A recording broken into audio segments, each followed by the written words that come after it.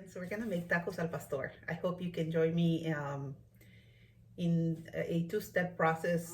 This recipe takes some planning, so try to have at least 24 hours in advance.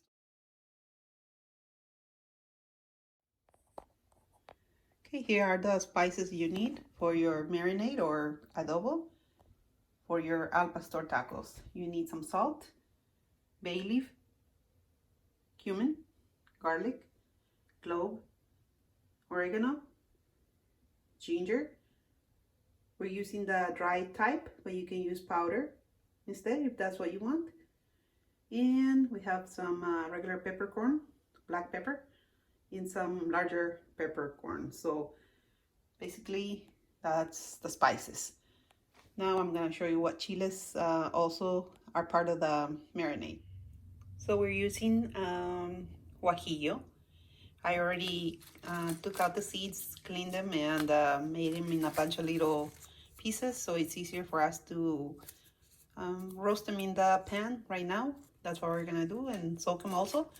You will need some chipotle, the regular type dry, and the adobo chipotle that comes already in a sauce. As liquid, we're using the juice of 3 oranges and some vinegar and some water. So what we are basically going to do, we're gonna blend all these chiles and we're gonna mix it with the most important ingredient to give it that al pastor flavor, which is the achiote. It comes in a brick like that. It's just a bunch of spices that is classic to the Yucatan Peninsula and that we must have in order to make the classic flavor of al pastor tacos. If you have all your stuff together, we will follow to do the adobo.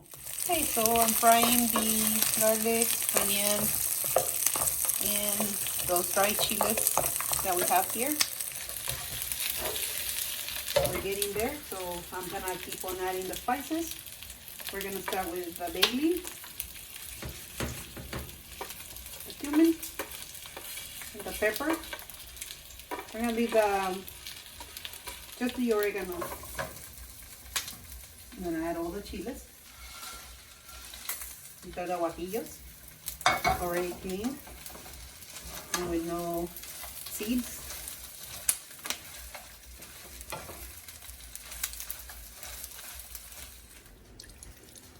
I'm getting the orange juice ready. I remove the chiles from the heat for now because we gotta be ready and not let them burn. This is probably gonna be about a cup of orange juice. My oranges don't have seeds, so I don't have to worry about trying to get them out. And they're super juicy and sweet.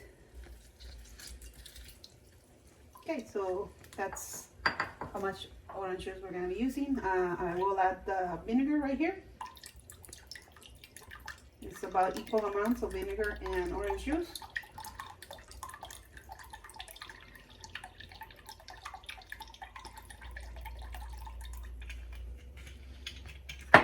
And then about the same amount of water. So 3-way. That's going to be the water we're going to be soaking the chiles once they get nice and toasty. And seems like we're getting there. So let's continue.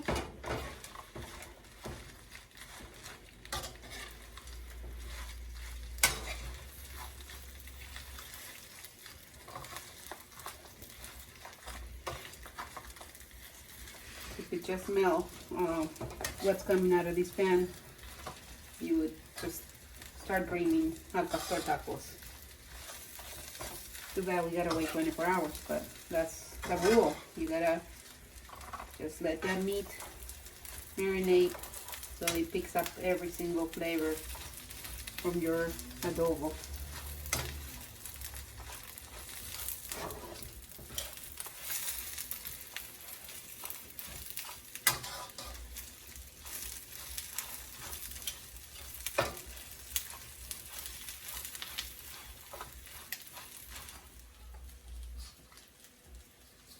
add some salt right now, so I don't forget.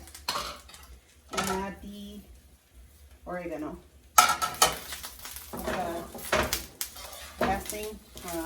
We don't want to let the chiles get burned.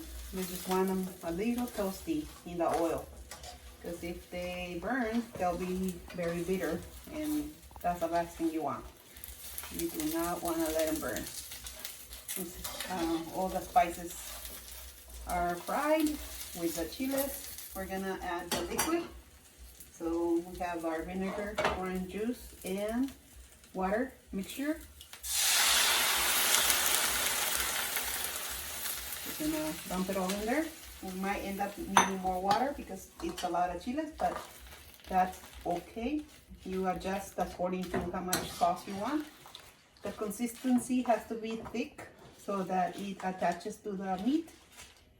And we're gonna cook this for about 5 minutes. Once it gets nice and soft, we're gonna put it in the blender, and we're gonna throw the chiote in the mix so that it's all one paste.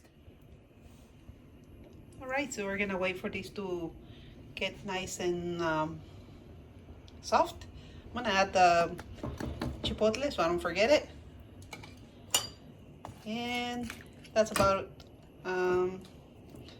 3 or 4, that depending on how spicy you like your sauce. We like spicy, so that will give it some kick. But for now, we just gotta wait for these to soften up, and then I'm gonna blend them and show you what comes next. I will add 1 cup of hot water to the blender, and at this point I'm going to add the piece of the achiote, and I'm gonna blend it before we add all the other chiles. Okay. Now we're gonna add all the rest of the ingredients, and I'll come back after that to show you how the consistency should be. And make sure we add all the juices, because that's where all the flavor is, and that's the vinegar. So this is the consistency you're looking for. I end up adding more water. At this point is when you will check for salt, and you adjust if you need to. Mine, it's pretty good, so I don't need to do anything but to put it all over the meat, and then we're gonna let it rest. So we can get the meat covered in different ways. You can just put it in the sauce like that, and try to remove some of the sauce as you take it out.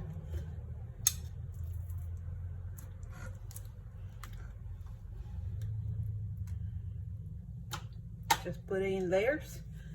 Or also you can get your brush and kind of paint your meat with the sauce like that, making sure every single little area gets covered.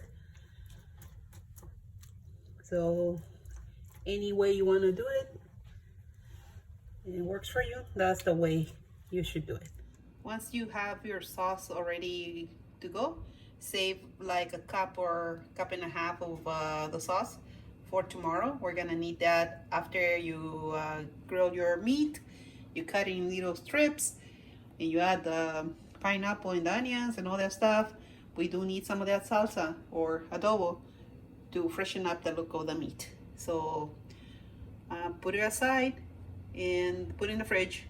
We'll be using it tomorrow. Okay, so we have half of the meat already done. We are gonna continue with the rest. Okay, so we're all done. Now I'll just cover it with some plastic wrap and put it in the fridge until tomorrow.